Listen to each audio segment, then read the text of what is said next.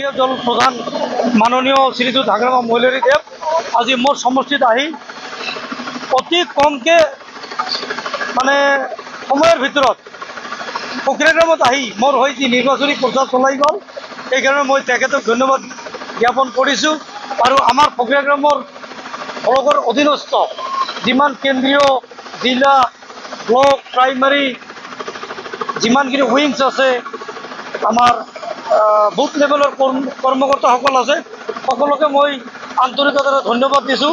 তেওঁলোকে যি আজি সহযোগিতা আগবঢ়াই আছে ঠিক এনেকৈ যদি সহযোগিতা আগবঢ়াই যায় আমি ইয়াৰ পৰা এইবেলি জিকি যোৱাটো একদম খাটাং।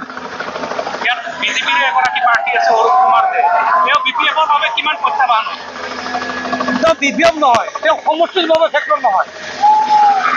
বি পি এফ এটা দল, কিন্তু যিমান দল আছে ইয়াত সৰু সুৰা দল যিমানেই আছে গোটেই দলবিলাকে তেওঁৰ বিৰোধী হৈ কেনে চবে এইবাৰ বি পি এফ দলৰ হৈ কাম কৰি আছে আৰু বি পি এফক জিকাবলৈ গৈ আছে।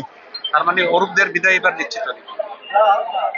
ৰাইজৰ যি আমি যিখিনি মানে ৰাইজৰ মাজত যি আমি যাই কিনে আলোচনা বিলোচনাৰ মাজত যিখিনি আমি কথা জানিবলৈ পাইছোঁ এইখিনিত আমি এটা আমাৰ মানে কি আহিছে বিশ্বাস আহিছে তেওঁৰ এইবেলি বিদায় হোৱাটো একদম একেবাৰে 100% নিশ্চিত।